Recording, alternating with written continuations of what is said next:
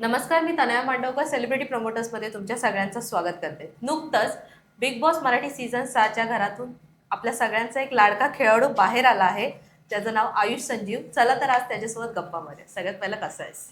होतोय बरं, हळूहळू होईल. एक आठवड्याभरात मी परत माझ्या पायांवर असेल. पायाला लागलं असं येस कळलं येस मला. Yes yes. आता ठीक आहे. म्हणजे होतोय, रिकवर होतोय. आता अजून 5-6 दिवस आहेत. काळजी घे त्याच्याबद्दल येस पण. Yes yes. थँक्यू सो सगळ्यात मच. पहिलं की लाईक इतके दिवस घरात होतास. सो इतके दिवसाचा तो प्रवास कसा होता तर काय सांगशील? एक नेहमी असं म्हटलं जातं की बिग बॉस आपल्या महाराष्ट्रातला सगळ्यात मोठा शो आहे राईट. आणि इथे जाणं खूप नशिबात लागतं आणि ते माझ्या नशिबात होतं. आणि ऑफकोर्स काल बाहेर आल्यावर कळलं की किती काय काय घडलंय आणि किती माझं आयुष्य चेंज झालंय, किती लोक एक्स्ट्रा मला ओळखायला लागलेत. म्हणजे आता रस्त्यावर गेलो की मास्क घालून, टोपी घालून पण लोक ओळखतात.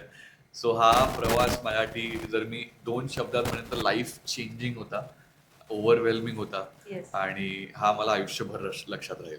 आणि सुरुवातीला असं म्हणजे बघितलं गेलं होतं की तू जास्त गेममध्ये दिसत नव्हतं. इव्हन हम्म, त्याच्यावरती हम्म, तुला बोललंही हम्म, गेलं होतं. हम्म. सो त्याच्या असं काही वेगळा गेम प्लॅन होता की स्टार्टिंगला नाही आणि नंतर त्या गेममध्ये दिसशील, असा काही तुझा वेगळा गेम प्लॅन होता का? नाही यार, माझ्याकडे काहीच गेम प्लॅन नव्हता. मी ठरवलं होतं की मी जसा आहे, मी जसा लाईफमध्ये राहतो, मी जसा ओके. माझ्या घरी राहतो तसा राहीन. So me in in my life खूप इंट्रोवर्ट आहे. ओके. माझे 2 मित्र आहेत आणि माझे आत्ता बिग बॉसच्या जर्नी जेव्हा सुरू होत गेली तसे तसे लोक जुळत गेली आणि तिकडे पण लावून मला खूप वेळ लागतो मैत्री करायला. म्हणजे मला स्वतःहून मैत्री करता नाही येत. सिलेक्टिव्ह आहेस असं. हा म्हणजे, आणि तसं पण नाही मला, जो म्हणजे माझे जे मित्र आहेत त्यांनी समोरून माझ्याशी मैत्री केली, मी नाही त्यांच्याबरोबर. हा. मला नाही येत ते करता. म्हणजे तो माझा खूप मोठा फ्लॉ आहे. सो घरात पण पहिला टास्क तर मला तेच होतं की सगळ्यांशी म्हणजे बोलणं, हाय हॅलो करणं, हे नाहीच येत मला. आणि माझी फॅमिली पण खूप छोटीशी आहे. आम्ही आता तर 3, मम्मी पप्पा, मी, माझा भाऊ लंडनला राहतो. हो. की 4 लोक, आणि असं असं काय मोठी फॅमिली नाहीये. सो ह्यामुळे कधीच ना मी कुठल्या सिच्युएशन मध्ये असं इतक्या गर्दीत नाही राहिलो. मी एवढ्या लोकांची तुला अशी सवयच कधीच नव्हती. नाही, लहानपणापासून नाही. आणि एक रूम शेअर बोलतो ना, एक घर शेअर करणं असं मोस्टली हार्डली 3 जण. इम्पॉसिबल. हा. आणि त्यात पण मी बरीच वर्ष एकटा राहिलोय. सो मला हे सगळंच कन्झ्युम करणं टीव्हीवर किंवा फोनमध्ये बघायला बरं वाटायचं हे. पण हे जिथे गेल्यावर मग हे खूपच असं वाटायला लागलं की बापरे, एवढ्या लोकांशी बोलावं लागतं कंटिन्युअसली.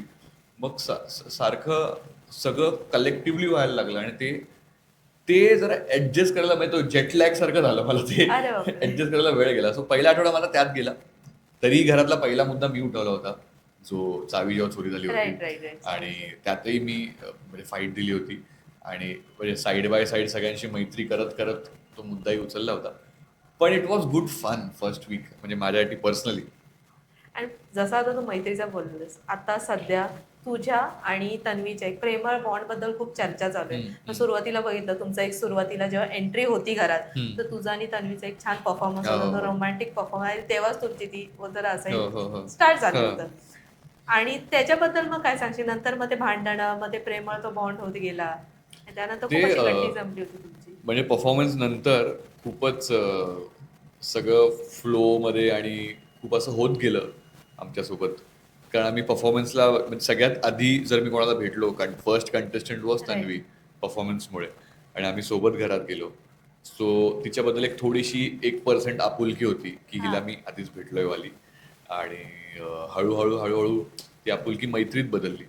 आणि नंतर असं झालं की माझे मित्र वाढत होते पण तन्वीचे मित्र कमी व्हायला लागले. हा. आणि तिच्याकडे इव्हेंच्युअली मी एकटा उरलो आणि माझ्याकडे 4-5 मित्र होते आणि राईट. सगळ्यांसोबतच माझी मैत्री होती. सो कुठेतरी मी 4 लोकांचा मित्र होतो आणि ती एकट्याची मैत्रीण होती. एकटीच सो होती. त्याच्यामुळे तिच्या अपेक्षा माझ्याकडून जास्त होत्या आणि त्यात कुठलाही स्वार्थ नव्हता कोणाचाच. आणि तिचीही चूक नव्हती, माझीही चूक नव्हती. पण सिच्युएशन आणि ती वेळ, ती आमच्यासाठी करेक्ट नव्हती. सो ती जेव्हा ज्या गोष्टी एक्सपेक्ट करत होती किंवा तिला जितका टाइम माझ्याकडून हवा होता तितका टाइम मी देऊ शकत नव्हतो. राईट. कारण माझे इतर मित्र, त्यांच्यासोबत मी वेळ घालवत होतो आणि तिला ज्या अपेक्षा होत्या किंवा तिची जी इंटेन्सिटी होती टुवर्ड्स मी, तितकी माझी नव्हती. कारण ती तेव्हा एकटी पडली होती आणि तिच्याकडे मी एकटा होतो. आणि कुठेतरी आमची पर्सनॅलिटी खूप वेगळी आहे. हा. खूपच जास्त फरक आहे आमच्या पर्सनॅलिटीमध्ये. आणि माझे जे इतर मित्र आहेत त्यांच्या आणि माझ्या पर्सनॅलिटीमध्ये इतका फरक नाहीये. त्यामुळे तो बॉन्ड जरा लवकर झाला.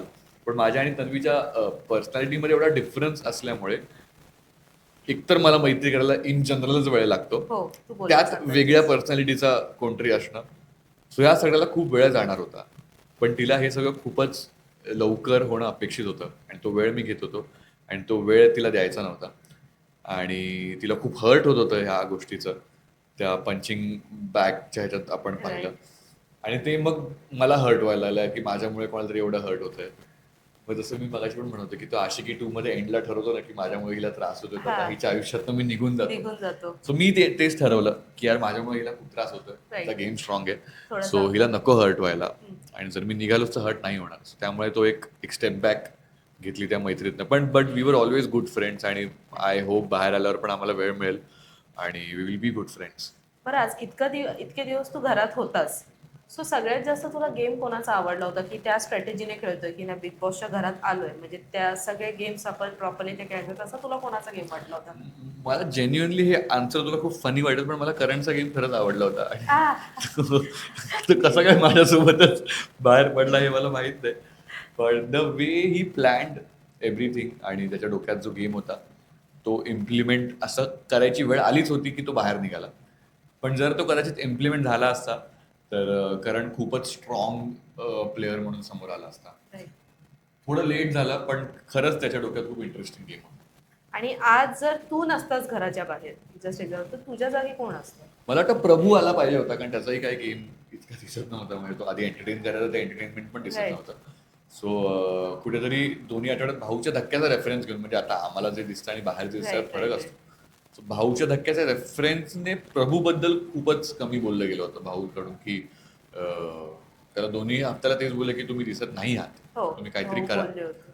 सो त्या अनुषंगाने प्रभू आला पाहिजे होता. पण मी पण तिथेच कमी दिसलो होतो का, म्हणजे मला माहित होतं की मी मी बेडवर होतो एक आठवडाभर, त्याच्यानंतर मला चालायला त्रास होत होता, कुठलाही टास्क खेळलो नाही. हो, तो इतकं कमी दिसल्यावर म्हणजे मलाही कुठेतरी, मी लास्ट पण बोललो जाता आता की प्रभू कदाचित माझ्याकडे जास्त दिसला असेल.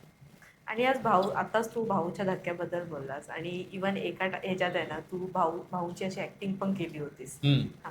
So एखादी झलक करून आपण आता आवाज एखादी, जास्त नाही बोलत आहे मी, एखादी अशी झलक होऊन जाऊ दे ना तुझी ती. म्हणजे भाऊची अशी ऍक्टिंग अशी नाही, पण नाही, मिमिक्री बोलू शकतो ना आपण. मी त्यांचा आवाज वगैरे नाही, पण मी त्यांची उभं राहण्याची एक स्टाईल असायची की ते खूप रागवले की ते असे किंवा एखादा आमच्याकडे त्यांचा असे डायलॉग. असे बघायचे आणि ते रागवले की त्यांचा हात नेहमी असा व्हायचा, ते बोलताना नेहमी असे असायचे, मी बोलतोय, मी बोलतोय आणि मग ते त्यांचा जो लुक असायचा ते आम्ही असं हो घाबरलो हो, हो, हो. घाबरलो आता काय ज्या करणार? पॉइंटला ते हे बोलायचं ना की मी बोलतोय, तिकडे सगळे असे असायचे बापरे. Okay okay. अरे एखादा त्यांचा डायलॉग जर तुला असा करावासा वाटला की तो एखादा dialogue. नाही यार, भाऊची नाही मिमिक्री करायची, मला ते परत भेटतील फिनालेला, मला मी नाही रिस्क घेणार. बापरे, म्हणजे आताच गावा घराच्या बाहेर होऊन सुद्धा तू घाबरलाय.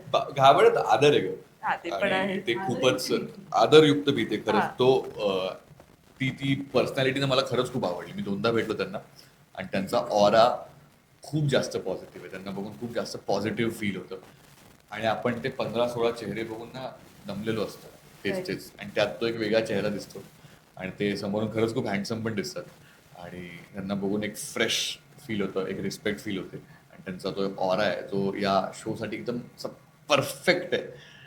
सो त्यामुळे मला रिस्क नाही घ्यायची.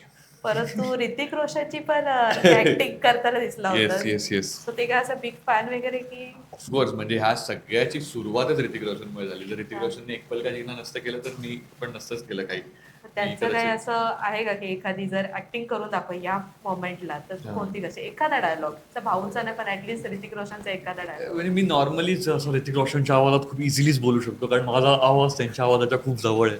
सो मी जेव्हा म्हणजे माझं वोकल ट्रेनिंग करतो मी कॅरेक्टरसाठी, जेव्हा मॉड्युलेशन करतो तेव्हा मला करताना जाणवलं की माझ्या आवाजात एक हा साऊंड आहे, हा एल ऋतिक ए वाला. रोशनचा, राईट. त्यामुळे मी दुसरी कोणाची मिमिक्री नाही करत, पण माझा जो आवाज आहे किंवा मी जे कॅरेक्टरचा हा आवाज वापरतो, तर असे वेगवेगळेचे आवाज मी वापरतो माझ्याच वेगळ्या Okay. कॅरेक्टरसाठी. त्यात एखादा तो आवाज ऋतिकच्या क्लोज आहे. अच्छा, सो ती खूप सोपी आहे माझ्यासाठी मिमिक्री करणं आणि ऑब्व्हियसली मी खूप मोठा फॅन आहे ऋतिक फॅन रोशनचा. आहे त्याचं. सो ते फॅन कम असं हे बोलतो ना तेच आपल्या अंगात येस मुरतं येस लगेच. खूप बघितलंय मी. हा, खूप बघितलं. मग ते बोलतो ना आपल्या अंगात पण ते अंगात इव्हन उतरलं. मुरत येस जातं. Yes yes yes. आणि आज बिग बॉसच्या घराच्या बाहेर आहेस ना, ह्याच्यानंतर आम्हाला कोणत्या प्रोजेक्ट मध्ये पाहायला मिळणार आहेस? बघू यार, मी खूप गोष्टी मॅनिफेस्ट केल्यात. आता तर एकच दिवस आहे, म्हणजे मी आता अजूनही माझा फोन म्हणजे रिंगच होते, मला अजून माझा फोन नीट बघता पण नाही आलाय. नोटिफिकेशन, व्हॉट्सॲप, सो हे चाललंय. सो आता मला कळेल की आता काय होणार आहे. अजून मी माझे मेल्स चेक नाही केलेत, मी काहीच चेक नाही केलं, काहीच नाही. पण होपफुली मला खूप फिल्मचे ऑफर आलेले असतील अच्छा. आणि लवकरच मी फिल्म्समध्ये दिसेन, जी माझी खूप Finger इच्छा आहे. cross येस येस आलेलेच येस. असतील. प्लीज सगळ्यांनी प्रे करा की मी लवकरात फिंगर लवकर क्रॉस आलेलेच खूप खूप असतील. येस येस तर चेक लवकरात करशील लवकर. तेव्हा लगेच तुला असे हो असे नोटिफिकेशन ओके. दिसतील हे जिओ आलेले. जिओ कडून ईमेल्स असतील मला. हे 5 आहे त्यातली तू चूज कर कुठली करायची. ऑल द बेस्ट त्या थँक्यू. सगळ्यासाठी. अरे खरंच खूप छान वाटतंय येस. तुझ्याशी आज गप्पा थँक्यू मारून. Thank you thank you so much. So thank you much. So much. भेटू लवकरच येस. आपण.